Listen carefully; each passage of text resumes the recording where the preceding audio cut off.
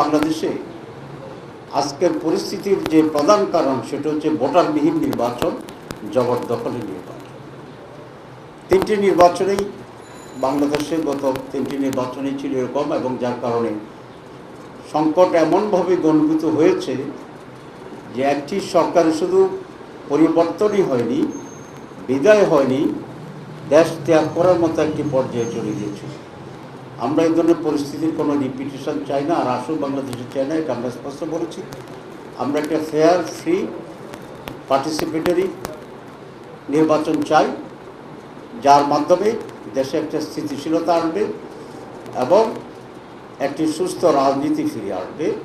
যদি এটা এবার না হয় তাহলে আগের চেয়ে ভয়াবহ একটা পরিস্থিতির সম্মুখীন আমরা হতে পারি। আমরা আমাদের আশঙ্কার কথা বলেছি এবং তারা বলেছে আগামী ইলেকশনকে তারা ক্লোজলি অবজার্ভ করবে, তারা সরকারের সাথে এবং ইলেকশন কমিশনের সাথে আলাপ করবে এবং লেভেল প্লেইং ফিল্ড যাতে হতে পারে নির্বাচনের আগে, আর নির্বাচন যেন সুষ্ঠু হতে পারে এ ব্যাপারে তাদের অবজারভেশন আর মতামত দেবেন।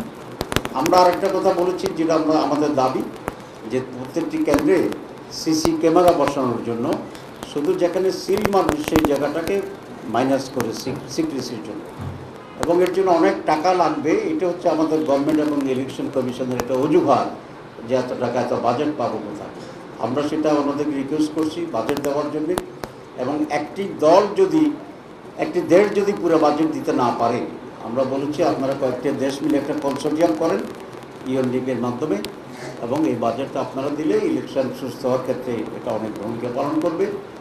ল এনফোর্সিং অথরিটির ব্যাপারে মত বিনিময় হয়েছে, আমরা এগুলো বর্তমান সরকার এবং ইলেকশন কমিশনের সাথে যাতে মত বিনিময় করে, এবং প্রয়োজনে পৃথিবীর বিভিন্ন দেশে যে উদাহরণটি আছে যেই জাতিসংঘের অধীনে সুপারভিশনে নির্বাচন হওয়া, under the government of Bangladesh supervision will be by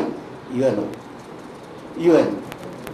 এটা আমরা তাদেরকে বলেছি যে আমরা ওকে অ্যাকসেপ্ট করতে রাজি আছি for the sake of the very fair election, এবং একটা রাইটফুল গভর্নমেন্ট যাতে হতে পারে by the representation of the people, true representation of the people, এটা আমরা বলছি। এবং অন্যরা এখানে এটাকে সিরিয়াসলি নিয়েছেন এবং বলছেন যে হ্যাঁ, এসব ব্যাপারে আমরা শুধু বাংলাদেশের সাথে না, আরও যারা বাংলাদেশের ফ্রেন্ডস আছে ফরেনার, আমরা তাদের সাথে আলোচনা করব, এবং সবটা মিলিয়ে আমরা একটি সুষ্ঠু নির্বাচনের জন্য যে পরিবেশ দরকার সেটাকে নিশ্চিত করার জন্য বাংলাদেশের সাথে আমরা কাজ করব, আমরা সহযোগিতা করব।